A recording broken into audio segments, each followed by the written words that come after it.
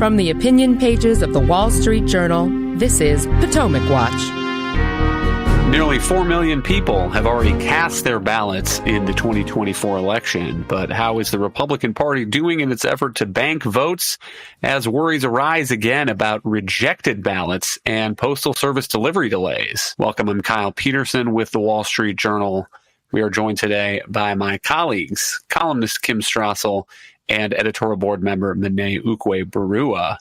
There are 3 weeks yet to go until the election on November 5, but according to the election lab at the University of Florida, which is collating the data coming out of Clerk and Secretary of State's offices, there have now been 3.9 million early votes already, including more than 500,000 early in-person votes and more than 3.3 million mail ballots returned. Add that on top of the 52 million mail ballots requested so far. And Kim, this is notable in part because Republicans have historically been more skeptical of early voting and mail voting than Democrats have been. And let's listen to Donald Trump at a recent rally talking about this. Early voting begins in Pennsylvania over the next 2 weeks. And we need each and every one of you to go out. Just don't take anything for granted. We have to win Pennsylvania. You can start right away. You know that, right? Now we have this stupid stuff where you can vote 45 days early. I wonder what the hell happens during that 45. Let's move see these votes? We've got about 1 million votes in there. Let's move them. We're fixing the air conditioner in the room, right? No, it's terrible. What happened the last time was disgraceful, including right here. But we're not going to let it happen again. Kim, Republican strategists are clearly trying to make some advances in early voting and mail voting. If Democrats are getting out the vote for a month or a month and a half and they're only doing it on one day, they don't want Republicans to fall behind. On the other hand, it's challenging when the leader of your party is saying, go early vote now that we have this stupid early voting. I know. And this is the challenge Republicans at the top of the ticket face, which is Donald Trump. Look, they learned their lesson the hard way. It's not just that Democrats are mobilizing people to vote for weeks versus Republicans having 24 hours to do it. That already puts you on the back foot. But they've learned the hard way, too, that things can happen on voting day. You could have a snowstorm. Maybe you have an emergency health thing. You can't make it to the polls. And when you have elections that are as close as we are having them these days, I mean, Joe Biden won Pennsylvania by about 80,000 votes. You can't mess around with this stuff. A better example in Nevada, last time around, Adam Laxalt was running a campaign. He ended up losing by just 8,000 votes to sitting Senator Catherine Cortez Masto. And on the day of the election, there was a snowstorm that hit one of the most populous counties, made it difficult for people to get in to vote. Democrats had banked a lot of those votes. It was Republicans that were snowbound in the end, and it probably made a difference to whether or not he lost, which he did. So all the way at the beginning of this year, Republicans announced this new campaign, the RNC, Bank Your Vote. They have certainly been putting all into that. They've been spending a lot of money out in the states, encouraging people, getting out the message, go and vote early. Donald Trump is, in theory, on board with this. He's been doing his part in that, for instance, like on the first day of Maine's early voting, he got on a conference call with supporters and encouraged them to go vote early. You just heard that speech, but he just can't help himself. Even as he is formally helping with these efforts, he gets on these roles where he seeds fear among people that if they do vote by mail, that something might happen to their ballot. Overall, Republicans seem to be making progress. They obviously are not matching Democrats by any extent, but they are encouraged because they are ahead of where they were in 2022. And in this race, they know that they're never going to be equal with Democrats, but if they can increase their margin, they think that they're doing a decent job. But that partisan gap creates potential problems. And it's interesting now, 4 years after the pandemic election, that those problems are starting to be discussed and talked about and worried about out loud. Again, just to put some more numbers on it, Pennsylvania is a state where they do voter registration by party. You can get data. So far, there have been 1.6 million mail ballots requested in Pennsylvania. 60% of them are for registered Democrats and only 28% are for Republicans. And one of the challenges that can create is this so-called red mirage, which is what people remember from the 2020 election, because it takes longer open and count mail ballots. In Pennsylvania, the local election offices are not allowed to start that process until election day. And so the first results coming in are the machine counts of the in-person ballots on election day, the election day vote. And in 2020, Trump won 65% of that. So the people remember maybe going to bed on election night and Trump was ahead in Pennsylvania, but Joe Biden won 76% of the mail votes. And so that was part of the challenge in 2020 was Trump by 2:30 in the morning after the election day was already talking about how he had won when a lot of those mail ballots that were tilting heavily toward Joe Biden had not been counted yet. Another problem is this gap in voting methods creates a clear incentive, Monet, for litigation and litigation over ballot rejections, which votes are counted. We're seeing some of that in these states. Lawsuits already popping up. And to put some context on it, again, let's focus on Pennsylvania. The margin that President Biden won Pennsylvania by in 2020 was only about 80,000.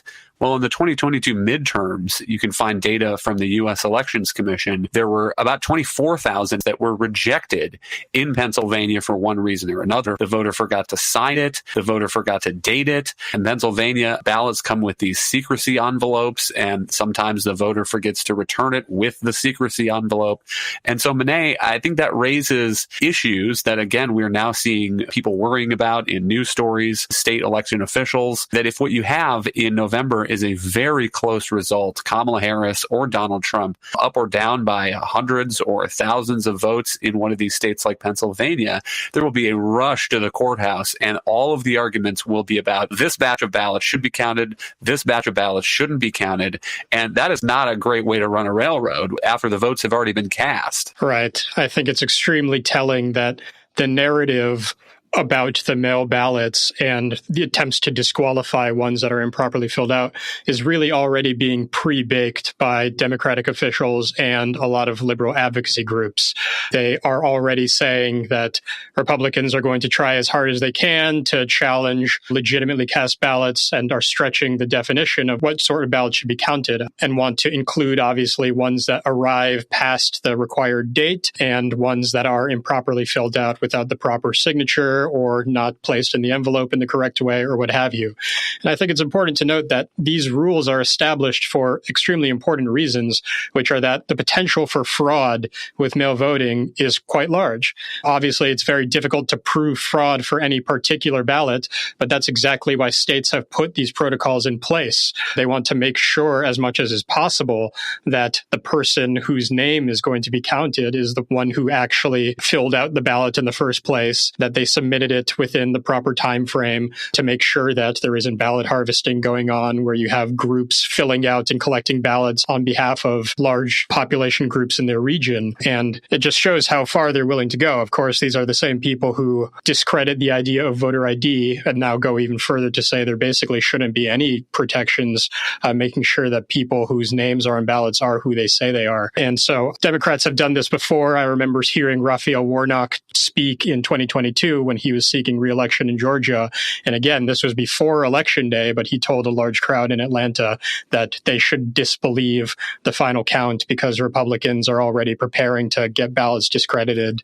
And I think that it is a problem that's baked into the situation with mail voting, where there's going to be huge amounts of contestation about the legitimacy of these ballots, and there doesn't really seem to be any way around it as long as we're going to allow this trend of widespread early and mail voting. Hang tight. We'll be right back in a moment. Welcome back. Another piece that's now being talked about is the potential for delays from the U.S. Postal Service. And I would point to a letter that was sent to the USPS last month by the Association of Secretaries of State. And one of the things they say is this: election officials in multiple states report receiving anywhere from dozens to hundreds of ballots 10 or more days after postmark. They also point to this audit by the USPS's Inspector General This summer, the Inspector General examined election mail in the primary season, December 2023 through this April, and they said of 10 million ballots that were mailed to boards of elections and that were trackable using barcodes, the on-time processing was 98.2%. That processing score does not include final delivery, the report says. So 2% roughly of ballots not processed on time. Let's listen to a clip of Postmaster General Louis DeJoy responding recently in congressional testimony to these concerns. Let me be clear. The Postal Service is ready to successfully deliver the nation's mail-in ballots. We have a long track record of success, delivering election mail back to 1864. Even though during the global pandemic in 2020, we were successful in delivering historic volume of mail-in ballots during a presidential election year, delivering 99.89% of the ballots from voters to election officials within 7 days, our recommended common sense time frame for ballot return by mail. Kim, I take the Postmaster General at his word there, and I think there are commendable efforts by the USPS. If you read the report, the Inspector General goes through some of them to make sure all of these ballots get where they're supposed to go on time. On the other hand, an organization that has something like 500,000 employees and 50 million mail ballots that have been requested so far this year, with still weeks to go, some of the deadlines to request a mail ballot in many of these states are pretty late. And then you may have voters that are putting them back in the mailbox only a few days before the actual election, when the deadline often is election day. Personally, I find it hard to blame the Postmaster General for this.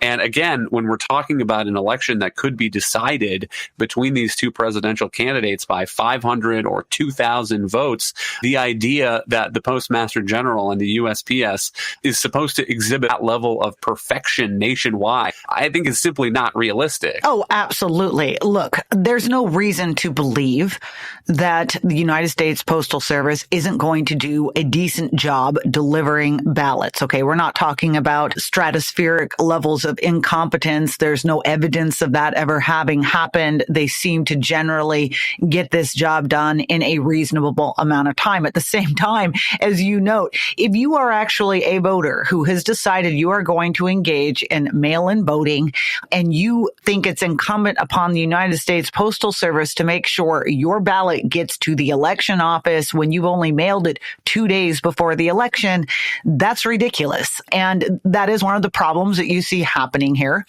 He has been very clear, as well as you just heard in that statement, telling people, like, leave 7 days, because sometimes things do end up going into the wrong place. And you see that happening, whether it's, Amazon delivering your stuff or it's the U.S. Postal Service. So the potential for error is there. And I think that this is just something that has been blown out of proportion by those who want to sow distrust. The thing that I dislike about a lot of these complaints and these lawsuits is that they're being lodged by people who claim to believe in mail-in voting and believe in absentee voting. And yet they want to lay the groundwork to complain and contest results if things don't go the way they want them to go.